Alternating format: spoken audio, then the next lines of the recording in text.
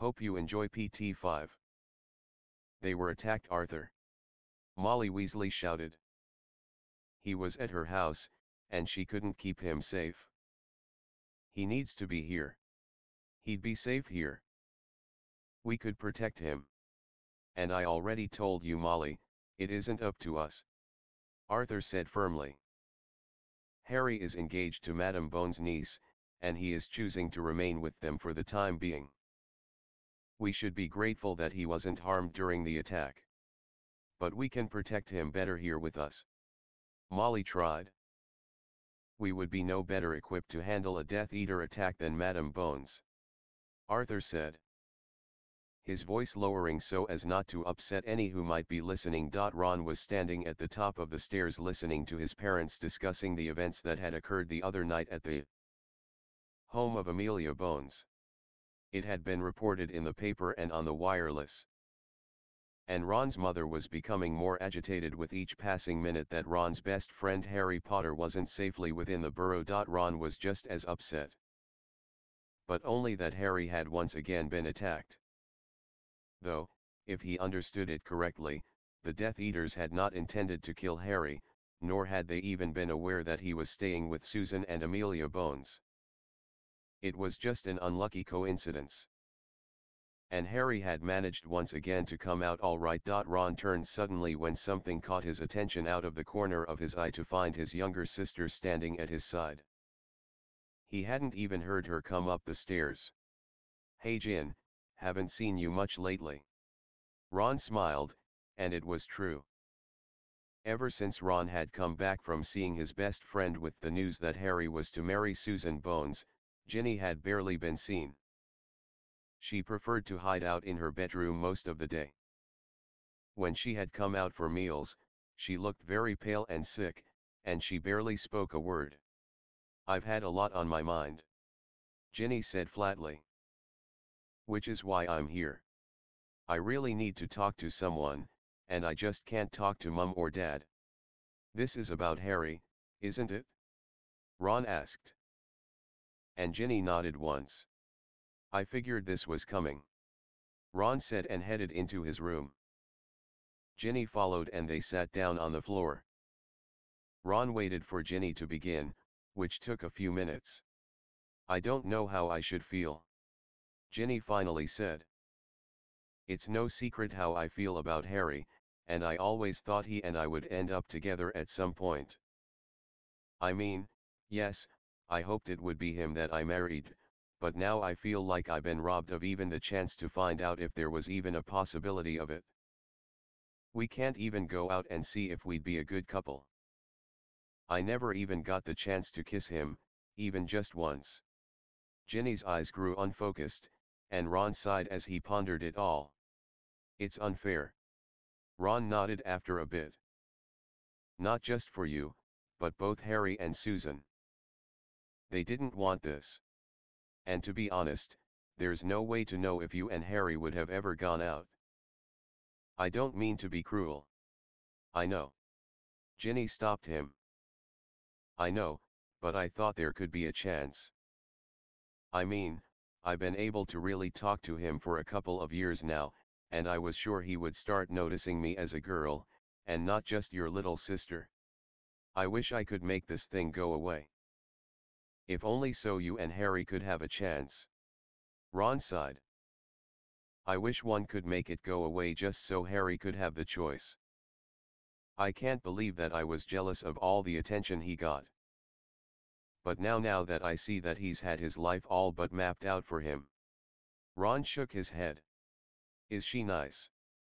Ginny asked, not looking at Ron. "I didn't talk to her that much. But I've never heard her be mean," Ron said, unable to offer much more insight. Ginny just sighed. "Harry deserves someone nice." Ginny sighed. "He deserves nothing but the very best, and if I can't be the one he's with, one want it to be someone who really appreciates him for who he is. Not the boy who lived, but the boy who is selfless, thinking about everyone else before himself. The boy who eats treacle tart like it's going out of style. The boy whose laugh is so contagious, and when he's smiling it makes you smile. That boy. You really do care about him, don't you? Ron smiled. How can you not? Ginny said sadly. Once you spend any time with him, he does get under your skin. Besides, he did save my life. A heavy silence fell between the siblings, and Ron just stared at Ginny, who was playing idly with a gobstone she'd found on the floor. Are you going to be all right? Ron asked. I don't know. Ginny said honestly. Mum told me that heartbreak is all a part of growing up. She says it hurts now, but it will get better over time. She says I just have to do the best I can and be supportive of Harry because he's my friend. She not often wrong. Ron smirked, and Ginny laughed softly. Not, but when she is. It's pretty huge. Ginny smirked, and Ron gave a soft chuckle. It probably wouldn't be so bad if she would just admit it. Ron laughed with his sister. They quieted down after a bit and sat silently. I've noticed you've been a bit out of sorts lately. There's something bothering you. Ginny said, and Ron sighed, before nodding. I guess heartbreak is going around. Hermione? Ginny asked, and Ron looked out his window. She's dating Zacharias Smith. I found out when I visited Harry. I know. Ron turned to look at his sister, who looked apologetic. She kind of made me swear not to tell anyone. It's her business, so I respected her wishes. Ron deflated a bit and nodded again. It was just a shock, I guess. I knew eventually other guys would catch on. I just guess I thought we'd be together by then or something. She's one of my best friends, and I can't even tell you when my feelings started to change. All I know is that I want to be better when she's around. I guess I should have asked her out a while ago, but I was always afraid she'd laugh at me. I mean, why would a girl like that want a joke of a bloke like me? You're not a joke, Ron, and any girl would be lucky to have you.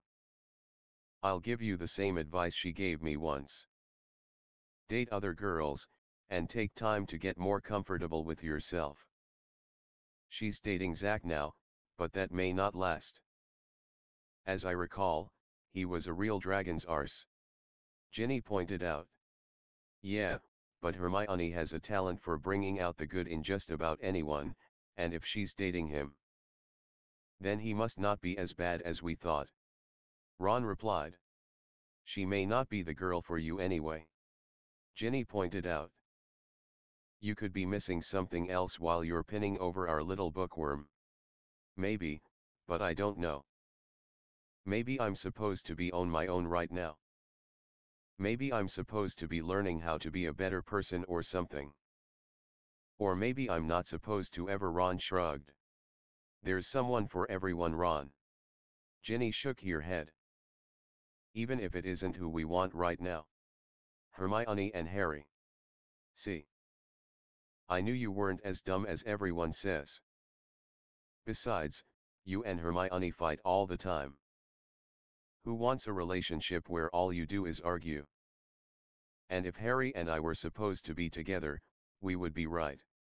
Ginny grinned, and Ron glared at her. Ron gave a small smile that showed he agreed. And Ginny smiled in return.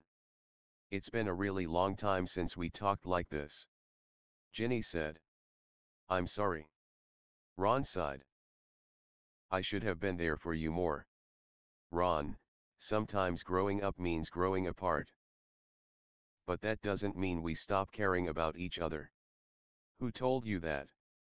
Ron asked. Ginny got to her feet and gave Ron a smile. Sirius did. With that, Ginny left her older brother to think about all they had talked about. Harry barely slept that first night in Grimmauld Place. He was plagued by too many memories, and guilt over what had happened to his godfather just over a month ago. He sat up in the bed he'd used the previous summer and stared into darkness. Thinking about all the things he could have done differently. If he could have just remembered the two-way mirror he'd been given. Or if he could have remembered earlier that Snape was a part of the Order and gone to him first. If he'd only just thought things through a bit better. His friends never would have been put in danger, and Sirius would possibly still be alive. If only he'd stopped for a moment and just thought about everything instead of just reacting. Even now he was still learning those lessons. He had cost Susan her wand the previous night by preventing her from reaching into a fire to retrieve it. Harry had every intention of replacing the wand, not just for Susan, but Amelia as well. He hated to think of the head of magical law enforcement without a wand. It just seemed wrong. He'd not told either woman about his plan. He knew they'd just protest and put up a fight.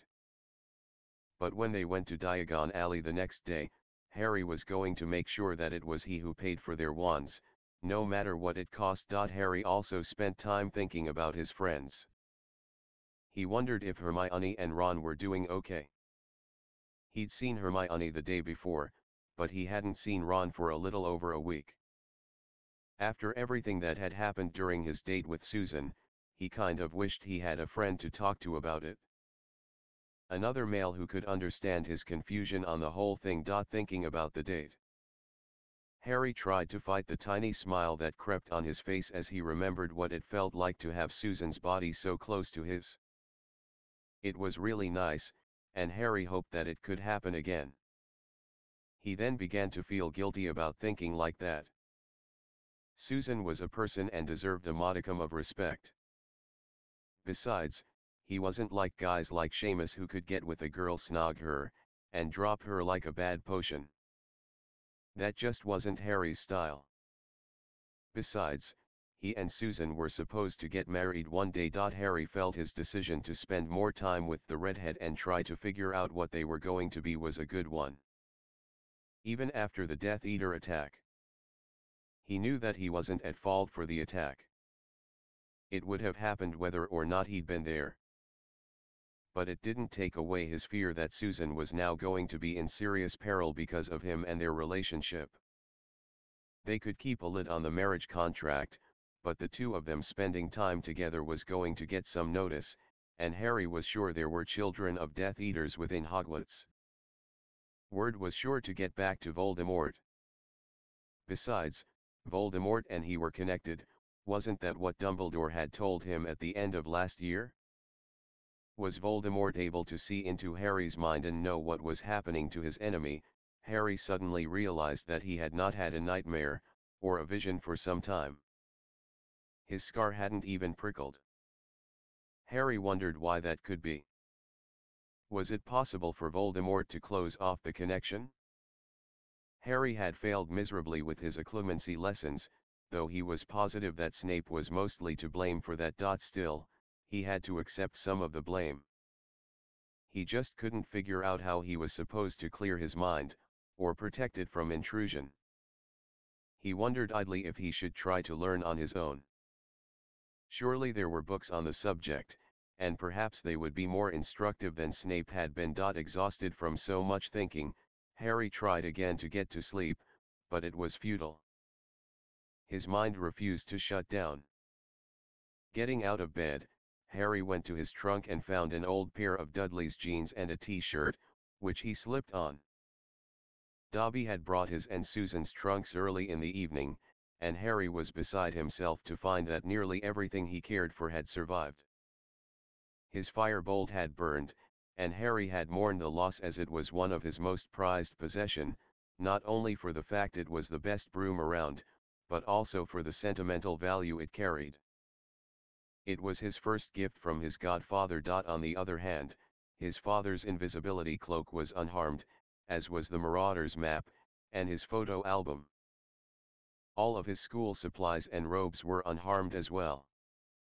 Harry found out that Susan had been equally lucky with her trunk. Amelia was quite happy about that as well, as it meant less time in Diagon Alley, which she claimed wasn't the safest place at the moment. They would be going there first thing in the morning to get new wands, and a few other essential supplies. The rest would be all ordered. Then they would be heading into London for clothing and some other things. They would be checking the houses the next day, and deciding on the most suitable one. Harry hoped none of them had a swimming pool. He slipped out of his bedroom and wandered downstairs as quietly as he could.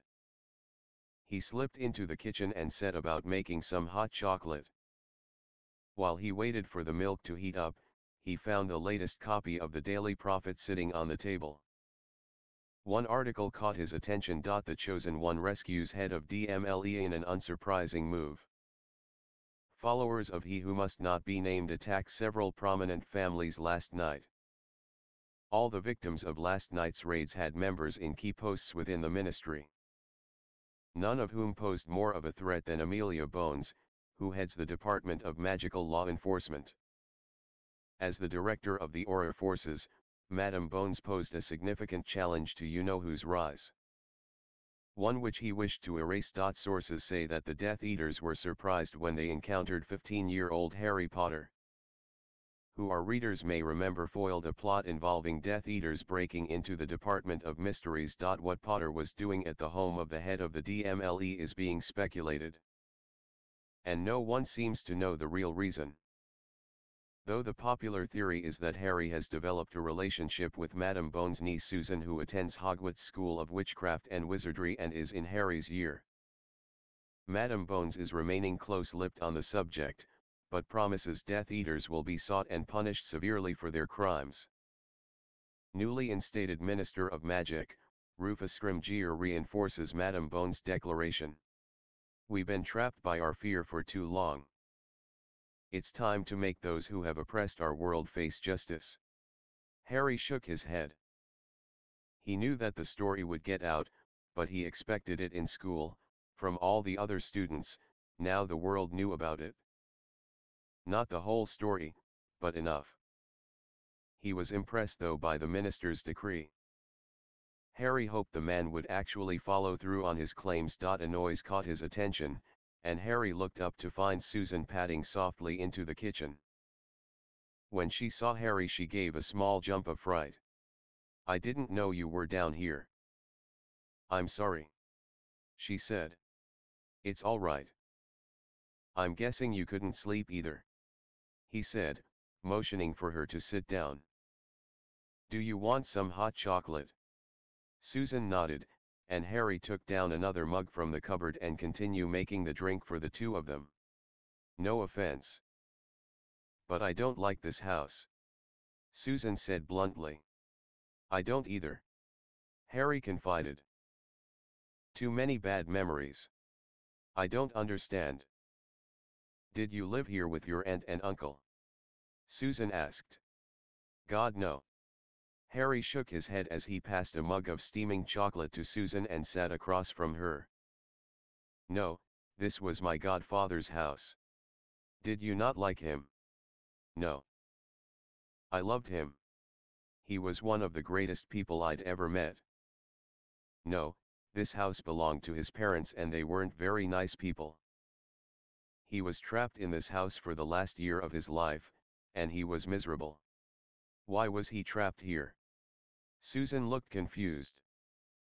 Why couldn't he just go someplace else? Wanted fugitives can't very well go walking down the street, Harry explained. Susan looked even more confused by his statement, which made him chuckle softly. Sirius Black was my godfather, he said with a smile as he sipped his drink. Susan nearly dropped hers. But he was trying to kill you. No, he wasn't. He was innocent. The person who should have been in Azkaban was an animagus, and had been hiding out as a rat with Ron and his family all that time. He got away, and Sirius was on the run again. After fourth year, he hid out here, and had to stay hidden here, and it was like being back in Azkaban, I think. When we went to the ministry last month, he showed up to save us, and he got killed. Harry's eyes were now distant. He had no idea why he was telling Susan any of this, but in a strange way, it felt good to get it off of his chest. I'm so sorry, Susan said, reaching across the table and covering his hand with hers. Harry looked at their hands and smiled. The thing is, I went to the ministry to save him. I was shown a vision of him being tortured, and I reacted. He was the only link to my mother and father, and in a lot of ways, my only family. It's because of me that he died. Harry said, his voice sounding scratchy as he tried to keep himself from crying. Susan was suddenly overcome. Harry was opening up to her. Whether he intended to or not, he was allowing her into his world. She stood up from her seat and came around the table and took the chair next to him, immediately wrapping an arm around him, and drawing him in closer to her. Harry didn't resist. Voldemort used me, and in the end it cost me the one person I had gone to save.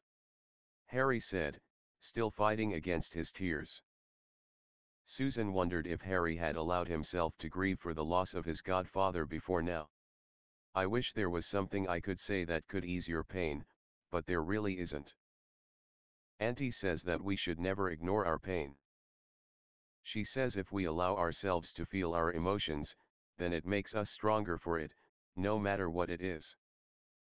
Happiness, sadness, and even grief. You need to let yourself feel this stuff, Harry.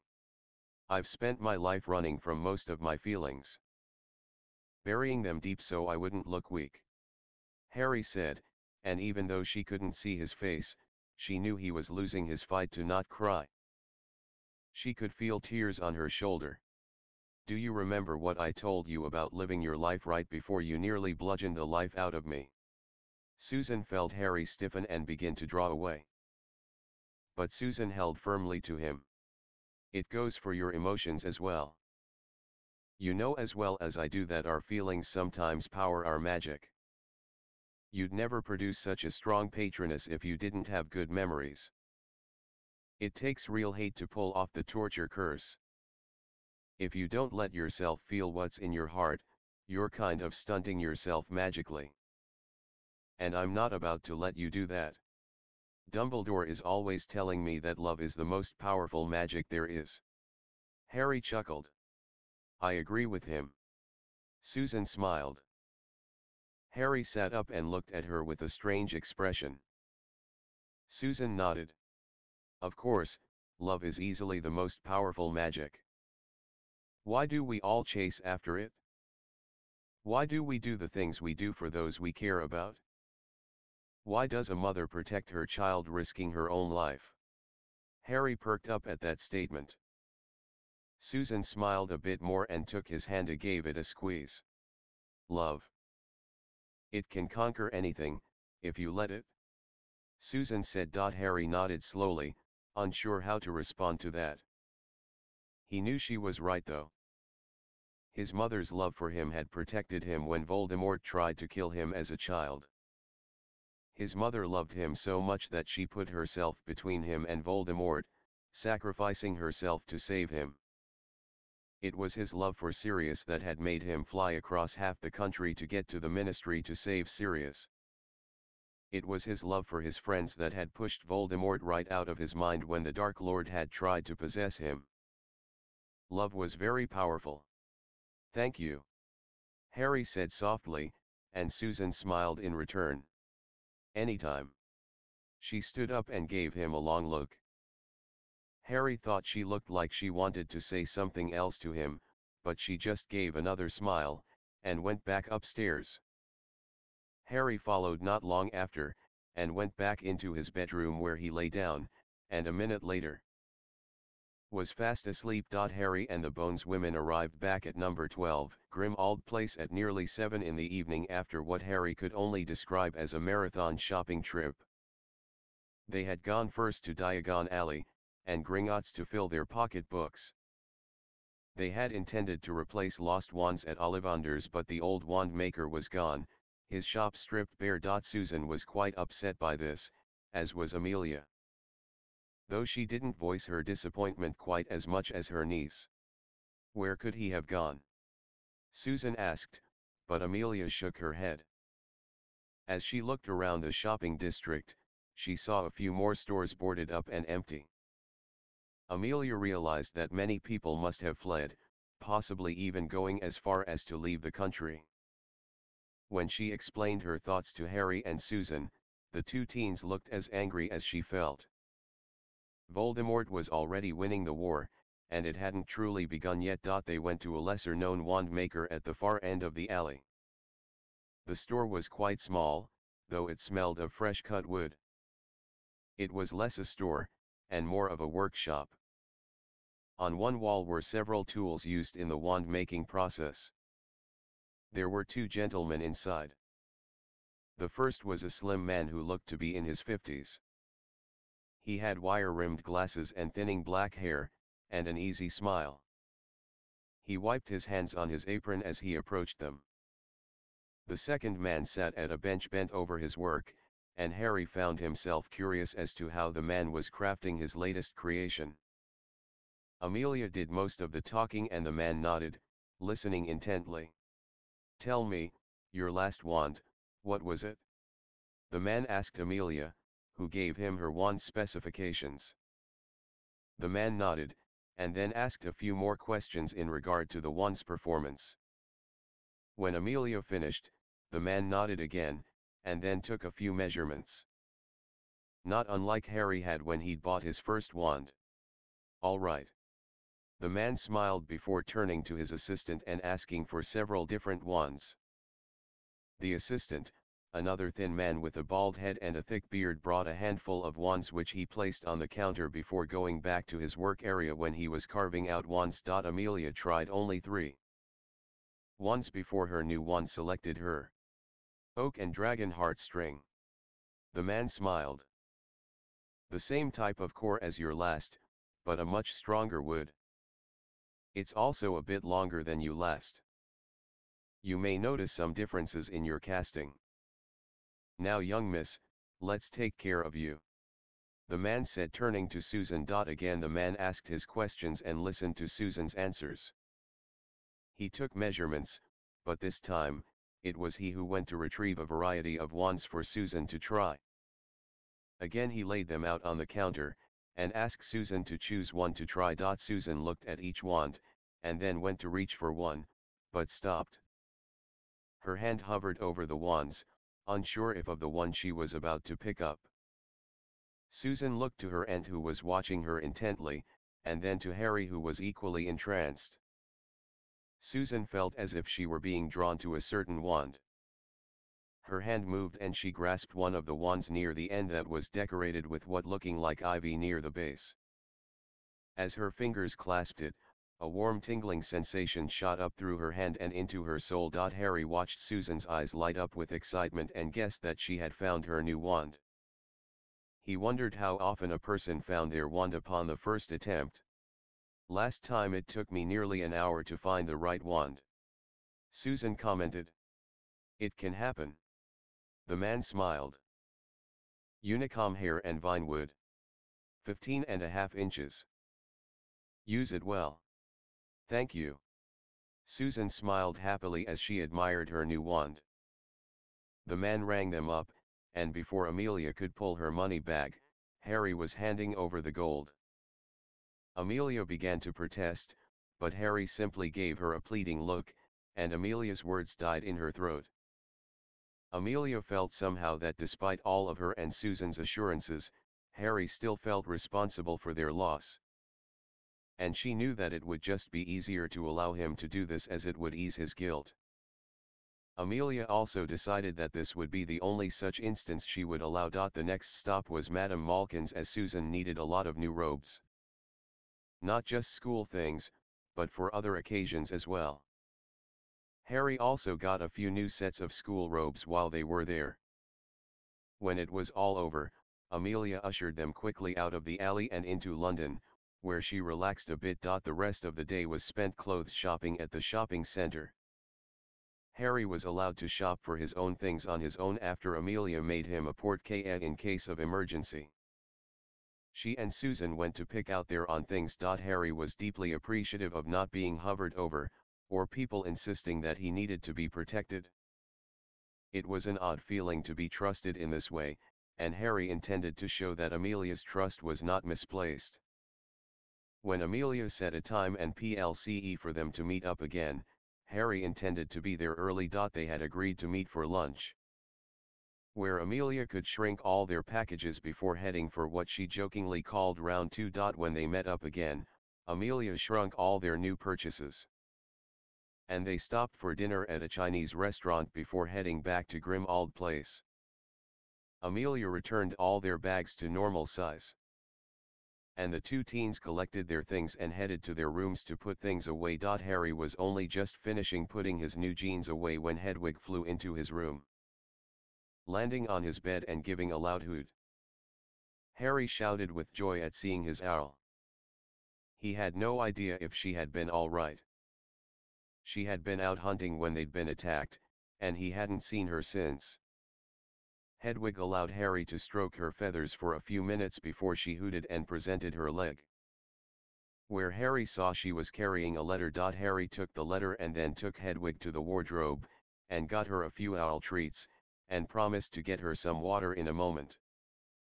He opened the letter, and was unsurprised to find Hermione's tidy scrawl. Dear Harry, I'm writing to you because I can't think of any faster way to get in touch with you. I have no idea where you might be right now, and I'm going spare. The Daily Prophet reported on the attack at Susan's house. Are you and everyone else okay? What happened? Where are you now? How can I help? Please write me back as soon as you can. Even better, please call me. Love, Hermione. Harry saw she had included her phone number, and folded the letter and stuffed it into his pocket as he headed to the kitchen to get water for his owl. Amelia was in the dining room reading the paper, having finished putting her things away. Harry guessed she'd used magic to do it. Harry hadn't yet learned any of those types of spells. I need to get to a telephone, Harry said as he got a bowl and began filling it at the sink. Why? Amelia asked. Hermione wrote me. She's worried about all of us, and a letter will take too long to get to her. I just want her to know we're all right.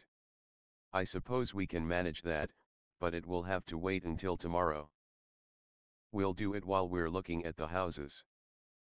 I promise. Amelia said, and Harry nodded.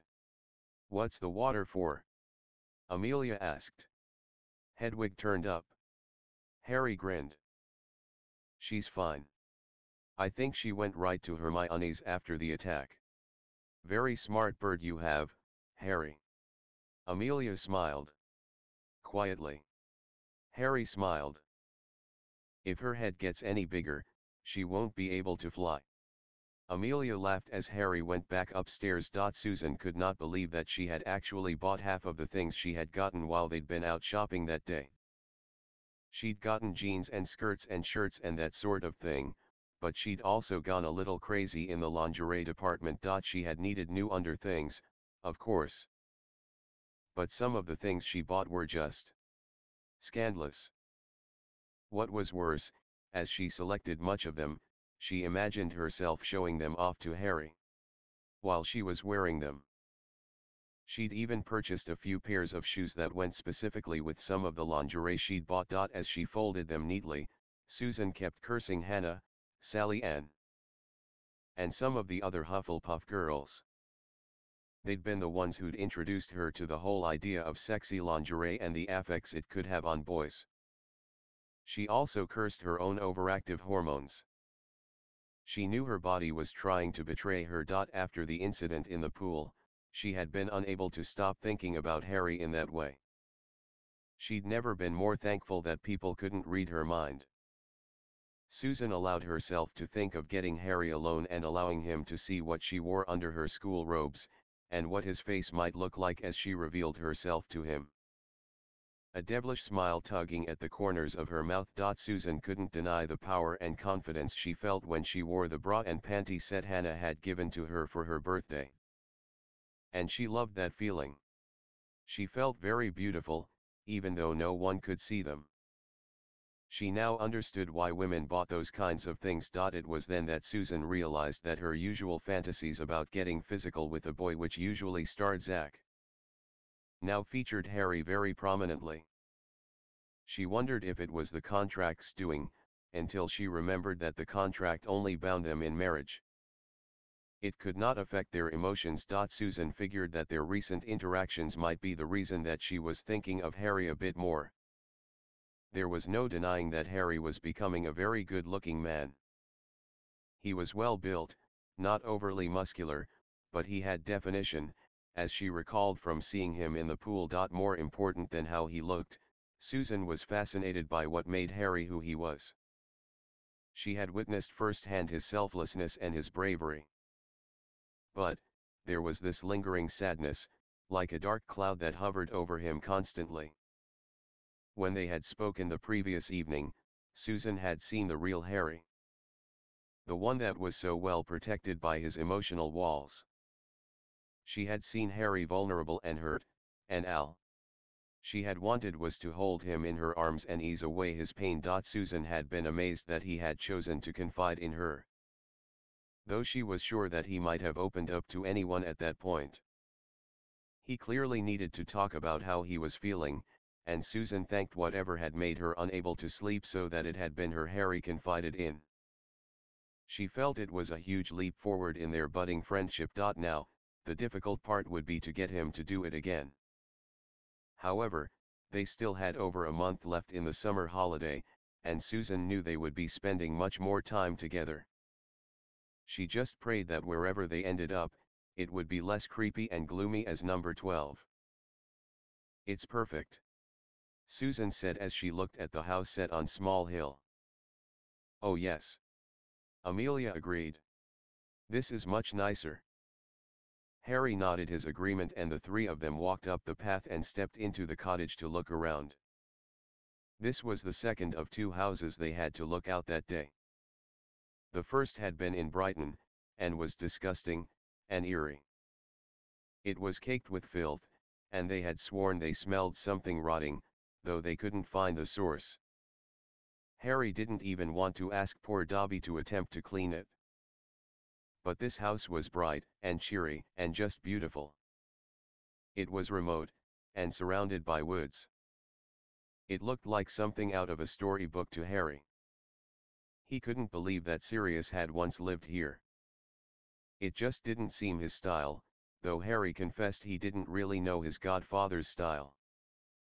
When they entered the house, they were unsurprised to find it stuffy and everything covered with dust, but there was no rotting smell. All the furniture was covered with sheets, and the windows had the curtains closed. It was smaller than Susan's former house, but it was very comfortable feeling. Susan was the first to check out the upstairs where she noted 4 bedrooms and 2 bathrooms. One in the master suite, which she thought would belong to Harry, and then a hall bathroom. She would miss having her own bathroom, but she also knew this was temporary. Going into one of the bedrooms, she opened the curtains and saw that while there was no pool, there was a nice-looking stream only a small ways from the back door of the house. There was also a very nice-looking deck where Susan thought they could have a cookout. The redhead went back downstairs to find that Harry had already called on Dobby, and was giving him orders to carry out. Susan thought it was adorable how Dobby nodded emphatically as Harry spoke, showing he understood his new master's orders. Dobby disappeared with a crack and Susan's aunt looked towards her niece. "It appears we will be staying here for the rest of the summer, if it's okay with you," Amelia said, and Susan grinned as she nodded, but it faded quickly. "Are you all right?" Harry asked. "Yeah. It's just seeing Dobby, I missed Amy. She was a wonderful little elf," Amelia said sadly. "I honestly don't know how we'll get along without her." "I'm really sorry," Harry said, and Amelia gave him a look that told him they were not going to have that conversation again. Harry shrank back, and then suddenly brightened. "Hang on. I think I know of an elf that might be in serious need of a family to serve. She got freed by Barty Crouch when he was trying to cover up his son's escape at the World Cup, and she's been miserable ever since," Harry said quickly. "She's wasting away on Butterbeer." "Oh my God. Susan said, her hand going to her mouth in horror. Barty Crouch's elf. Amelia asked. You mean Blinky? Winky. Harry corrected. Yeah. I mean, I'm not trying to replace Amy, or anything, but if you need help and I know she really wants to be serving a family again. She's so miserable, and if what Dobby told me is true, she's going to die without a family. It is true that house elves lose their magic if they aren't bonded to a family, but it takes a fair number of years before their magic to disappear completely. But if she's drinking as much as you say, then she might be trying to kill herself. Amelia said contemplatively. We can't let her do that. Can we help her? Susan asked. We do need a house elf. Amelia said. And it isn't often that one is just available. There was a crack from upstairs, and Harry looked up.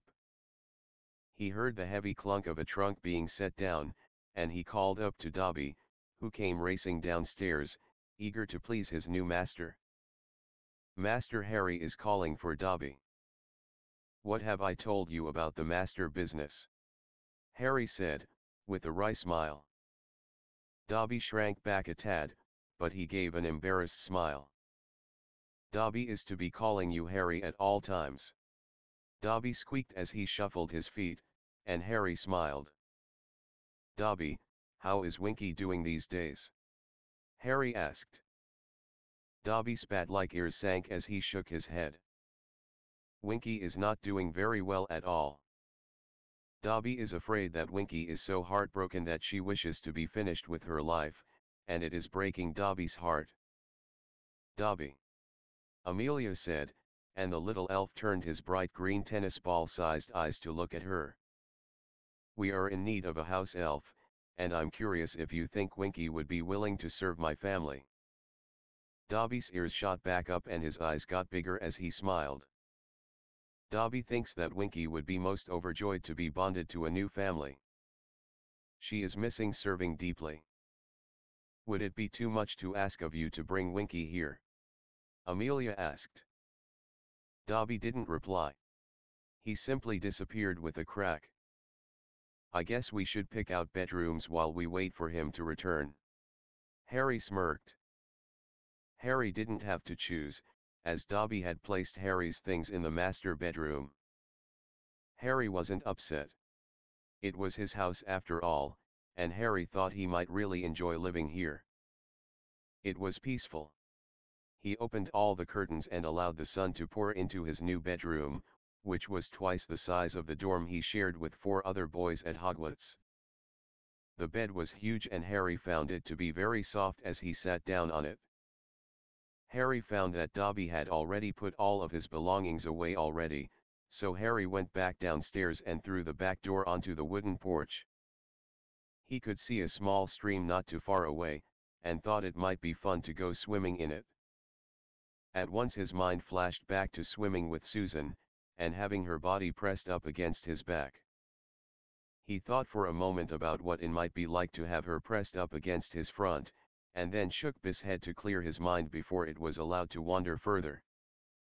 They had a long way to go before he felt he should be thinking like that about Susan. Then again, they were going to be married. Was it really so bad to imagine kissing her? This place is amazing, Susan said, coming outside to join him. Did you see the stream? Yeah. Harry smiled. I wonder how cold it is, Susan said. Do you think it would be a good place to swim? I don't know. We'll have to find out later, Harry said. Why not now? Susan asked, before grabbing Harry's hand and darting back to the door, calling to her aunt they would be going down to the stream and that she'd be able to see them from the porch. It only took a few seconds before they were standing on the bank of the stream, and Susan was taking off her sandals and wading in. Oh! She grimaced. It's a bit cold, but not too bad. Come in with me, Harry. Harry kicked off his trainers and took off his socks before he waded into the water. It was a very warm afternoon, and the water did indeed feel brisk, but it was also invigorating. The stream bed was soft, with very few rocks, and the ones he encountered were smooth and round. Susan offered her hand, and Harry took it without thinking. It was nice, and in that moment, Harry didn't have a single care in the world. He was just a teenage boy with a pretty teenage girl, enjoying a nice summer day. It gets deeper here, and the current is almost non-existent. Susan observed Red. We'll definitely be able to swim out here. We'll also be able to practice magic outside. The house is surrounded completely by trees. Harry said. Not that there's a single soul for miles, Susan pointed out. Still doesn't hurt to be cautious. Harry shrugged. I know Auntie will feel better once all the wards are in place. Susan nodded. I guess we should head back. Before she comes looking for us. I know she's still on edge, even though she won't say it. I can just tell. I can't blame her. Harry nodded. Thank you for taking us in, Harry. I know why you did it, and I know that none of it was your fault, but thank you anyway. Harry blushed, but he nodded and they walked back up to the house together and arrived just in time to see Amelia bonding with a very tipsy-looking Winky. Winky is very grateful, and honored to be serving you, mistress. What would you have Winky be doing first? The elf hiccuped. She was wobbling badly on her feet and her eyes were drooping shut. Susan felt really bad as she looked at the elf's condition, yet, she couldn't help herself from giggling softly. Your first assignment is to get rested and sober up. I will not have my elf disgracing my house by being drunk. Amelia said sternly, though she was smiling at the little elf who nodded, and scampered off, running into a doorway with a heavy thud. Both Harry and Susan stifled their laughter, and Amelia shook her head. She'll be all right in the morning. Amelia said. In the meantime, I think we could give Dobby a hand in cleaning up this place. The next few hours were spent removing dusty covered sheets from furniture and using their wands to clean all the years of neglect from the house. They also made a list of things they would need for the rest of the house. Dobby was sent to purchase food to fill the kitchen, which the house elf did with gusto. However, instead of letting Dobby cook their evening meal, Harry took over the kitchen while the Bones women helped create their evening meal. Susan had never really been allowed into the kitchen because Amy would go ballistic, but she was finding that she was truly enjoying it. She didn't know if it was the actual work that she liked, or the fact that she was enjoying the company, or some combination. Susan felt that in those moments, she was getting a glimpse of what her life with Harry could be like. He was warm and sweet and funny as he talked with both the Bones women.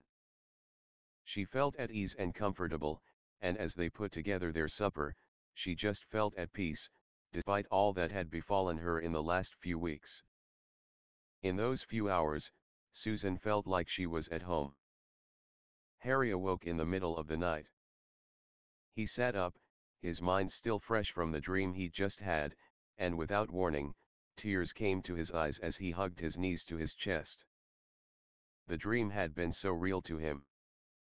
He could smell the grass, and feel the warmth of the breeze. Harry was fully aware he was in a dream, which seemed odd, but unlike his usual nightmares, this was rather nice. He had heard a voice call to him, and he turned to find that he was standing on a small hill looking down to a small stream, not unlike the one behind the new house he was staying at. There beside the river was a table with a large umbrella similar to the one in Susan's back garden before the fire, and a somewhat familiar figure waving to him. Harry walked down the hill and the man rose from his seat to greet Harry. The man smiled so warmly and he held his arms out, ready to embrace the young man. Harry couldn't stop himself as he wrapped his arms around his godfather. I know this is a dream, but I'm so happy to see you," Harry said when Sirius let him go again. "I'm happy to see you as well. Sit down." Harry complied, and Sirius took his seat again. "I really miss you," Harry said. "I could really use your help with more than a few things."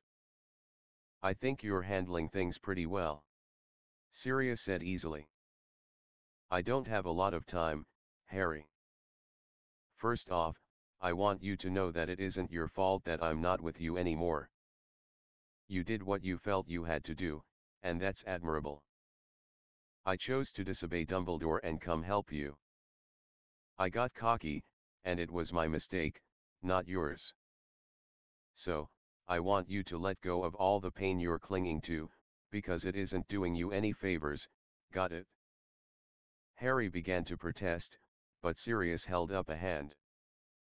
"I don't want to hear it, Harry. Death is part of life, and sometimes people we care about are taken away from us before we're ready to let go.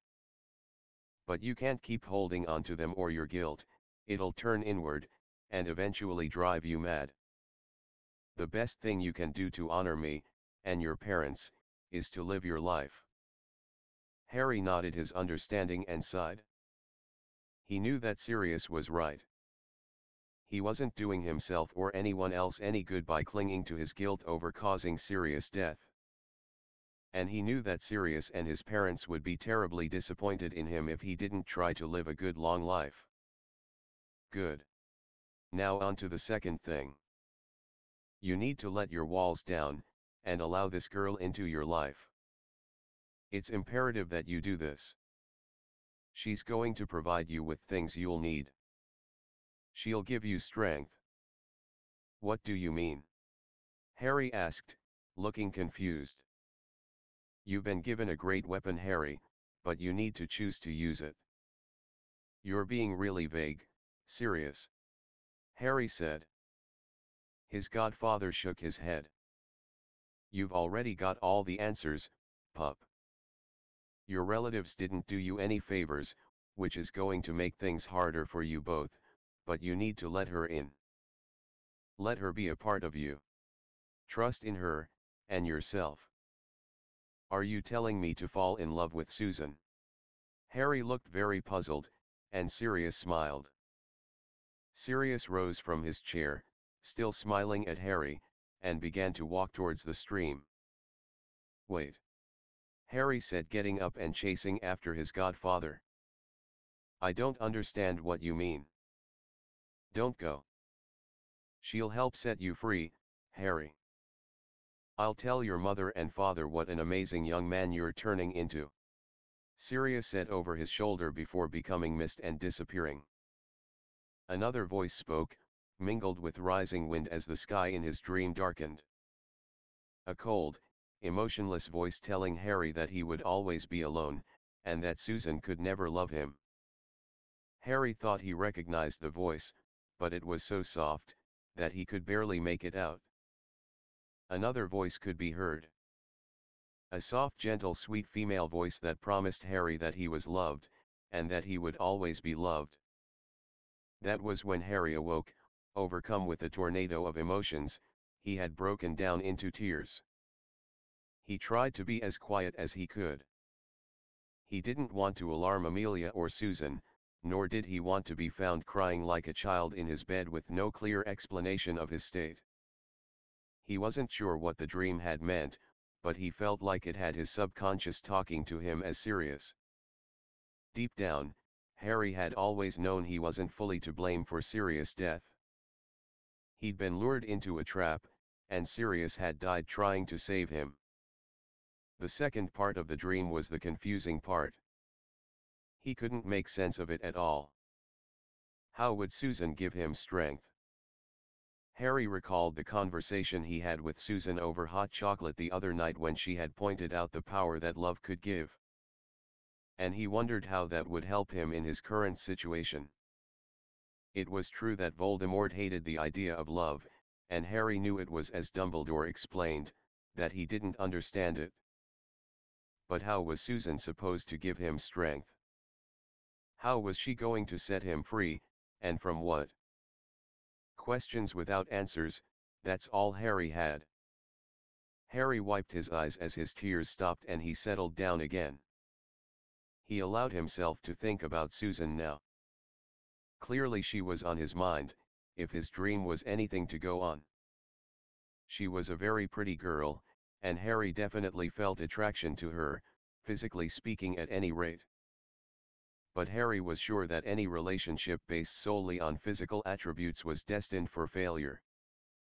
Jo was proof of that. Harry knew the answer to the problem. He'd figured it out the day Susan's house was attacked, and he'd told himself in his dream. He had to allow Susan to become part of his life. He had to allow her to become close to him the way Hermione and Ron were. He had to be more open, not just to Susan, but others as well. He needed to accept that people were going to fight at his side, no matter how he might protest.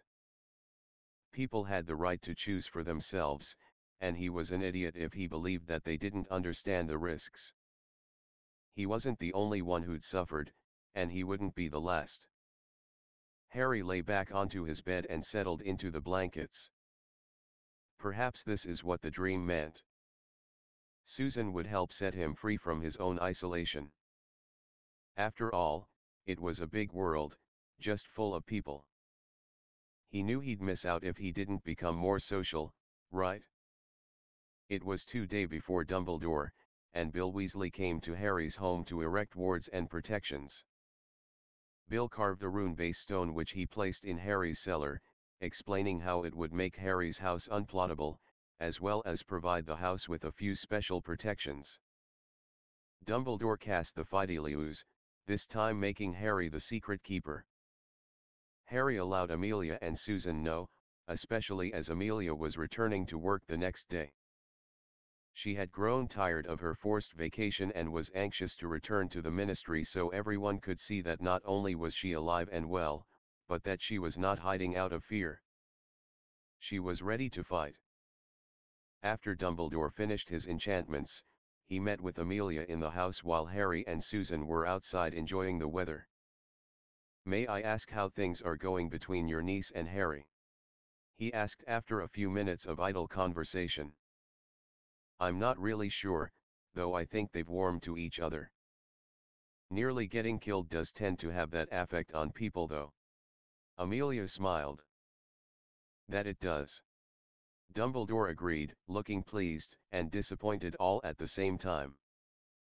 "You can't expect them to fall in love in just a few short weeks," Amelia said, and Dumbledore nodded.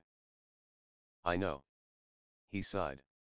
"And if it weren't so important, I would not even wish to urge them along, but you know our situation, Amelia. If we are to defeat Lord Voldemort, I don't know what to tell you, Albus, other than to tell them what's at stake. And as I already told you, it would ruin any chance they possibly have of pure love. There is only one other alternative, and I do not wish to have to use that. It is cruel, and pointless." "What is it?" Amelia asked curiously, and Dumbledore hung his head sadly.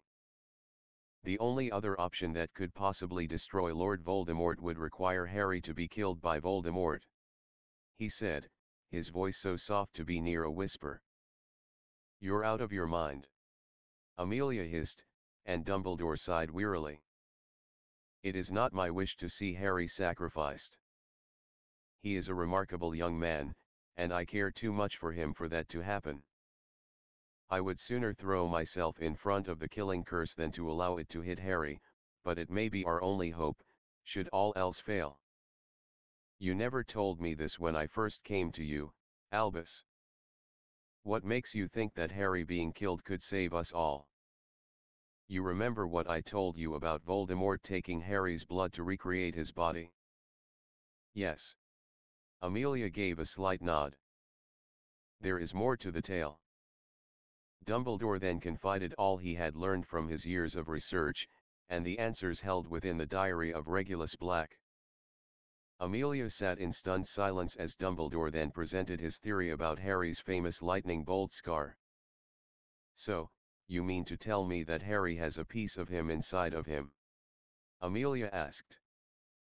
I do, and it is of the utmost importance that Harry not know of this.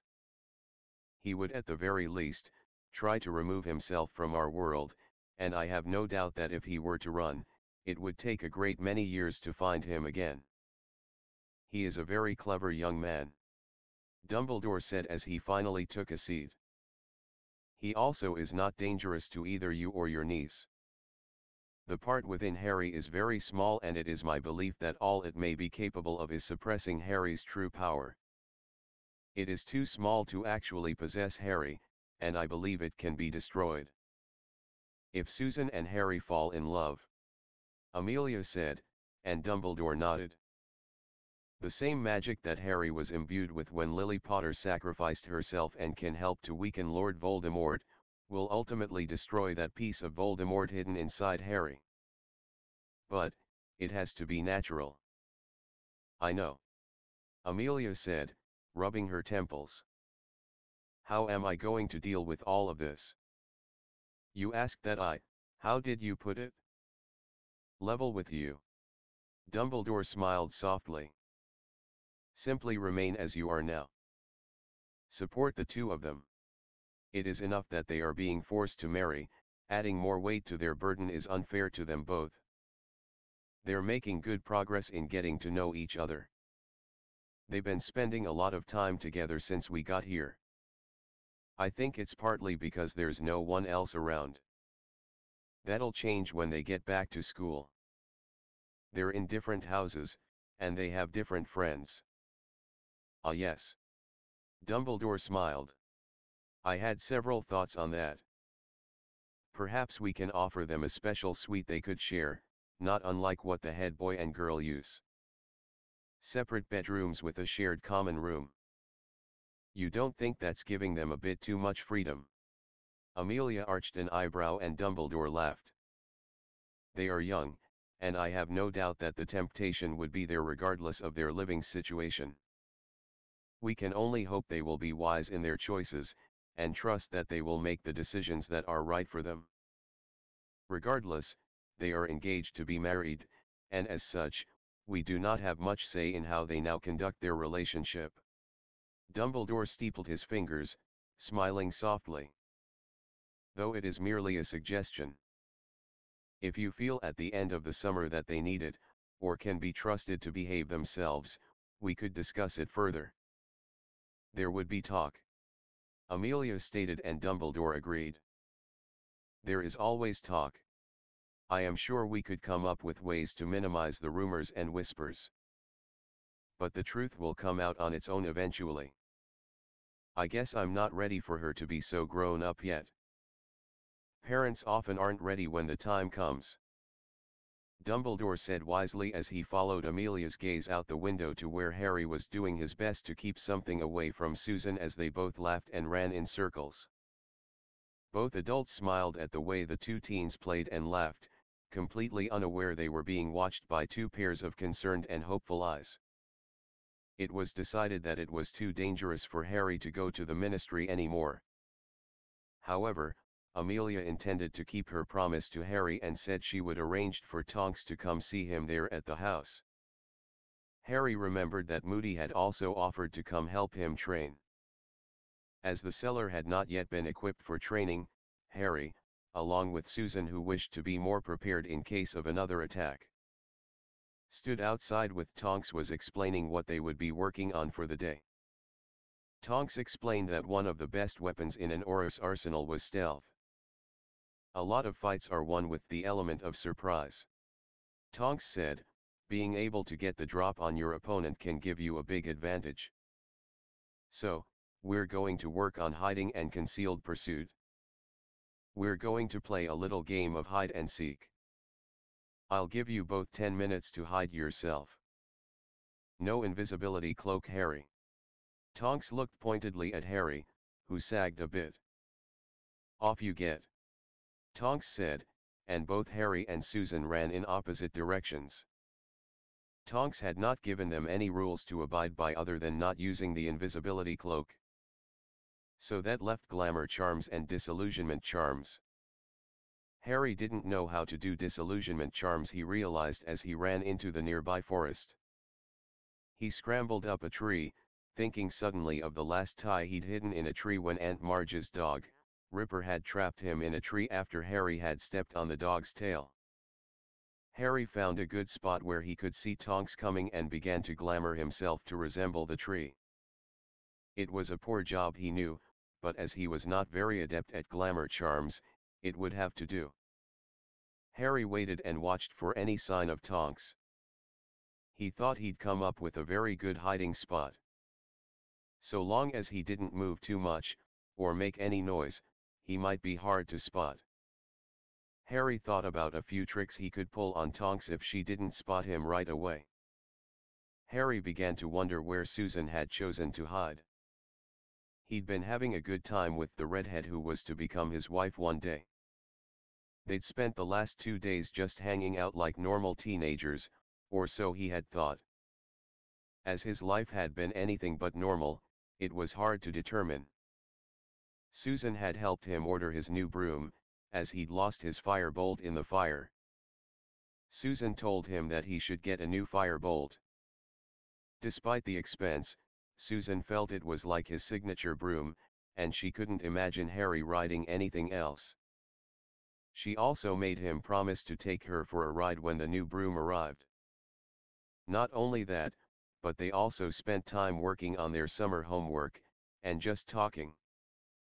It was awkward sometimes, but most of the time it was fun. Susan turned out to be fairly easy to talk to once he got it through his head that she was no different than Hermione or Ron. Well, she was a bit different, but she was just as comfortable to be around as his other friends. Harry heard something that made him stiffen, and he quietly looked to see if Tonks was nearby, but there was nothing to see. But Harry wasn't going to assume that he was safe. Tonks was an Auror, and he suddenly realized that she'd never said she wouldn't be easy to spot. There was a flash, and Harry's limb snapped to his side, and he tumbled out of the tree only to be stopped inches from the ground. He was released from the body bind spell, and then he fell the few short inches to the ground. Tonks cancelled the disillusionment charm on herself and laughed as she helped Harry to his feet. "Good spot," Tonks said, helping dust him off. "Not many people would look up above them, so good on you." "How'd you find me then?" Harry asked. "Hominis Revelio," Tonks said, which is the second part of today's lesson. "Did you find Susan?" Harry asked as Tonks led him back towards the house. "Oh yeah." Tonks smiled. "Her spot wasn't as inventive as yours, and she didn't use glamour charms. By the way, you should cancel those. You look like Swamp Thing." "What?" Harry looked confused. "Oh, don't tell me you've never seen Swamp Thing." "It's the best," Tonks gushed, looking not unlike some first and second year girls who fawned over Gilderoy Lockhart. "I missed it," Harry said sadly, and Tonks looked aghast. "I have much to teach you, grasshopper." Tonks laughed and Harry simply rolled his eyes. "Why not take your pretty lady to London for a movie marathon? There's a cinema that plays old movies all the time. It's a great place to snog as well." "I don't know that we're ready for that sort of thing," Harry said, blushing madly. "But you've thought about it?" Tonks sing-songed. That's shut up," Harry stammered, his face burning crimson. Tonks fell to her knees holding her stomach as she laughed, making Harry look up to the heavens pleading for any deity to strike him dead. "Ah, Harry, I'm only teasing. Honestly, I'd be worried you played for the other team if you didn't think about that sort of thing. Especially with a girl like Susan. When I was her age, I would have killed half the castle for a figure like she's got. Couldn't you just, give yourself that type of thing? Being a metamorphomagus?"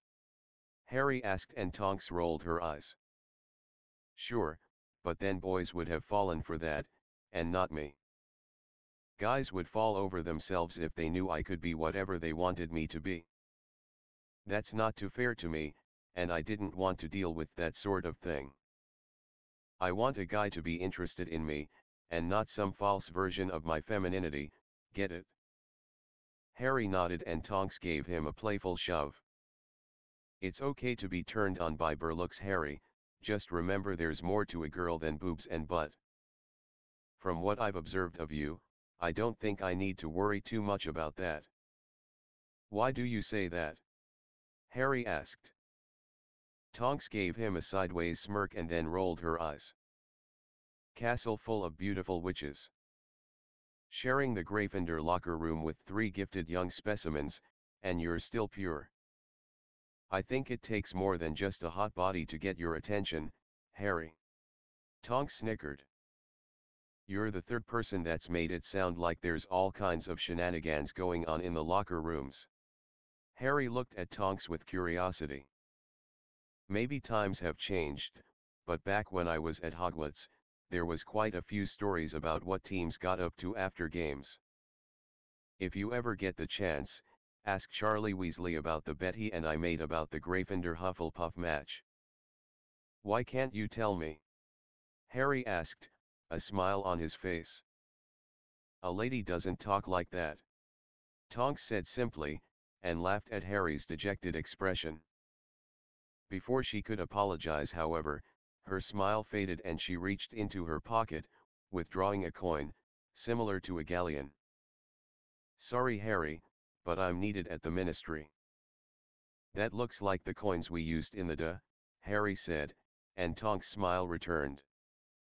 Hermione told me about how you lot communicated, and I brought the idea to Director Scrimgeour. He liked it, and we made the communicoins.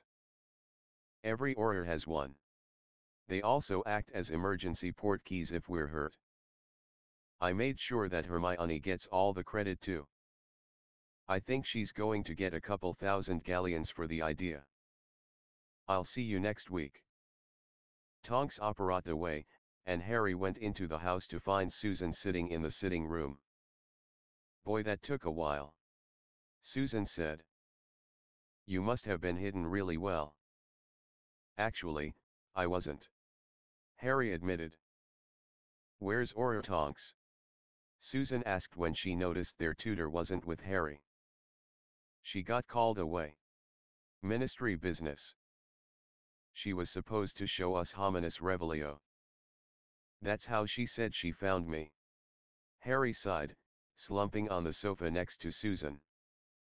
That's how she found me too. Susan said. They sat in silence for a few minutes as Harry remembered everything Tonks had talked to him about, and his own thoughts over the last few days in regards to his red-headed companion. Have you ever heard of a movie called Swamp Thing? Harry asked suddenly. Please like and subscribe.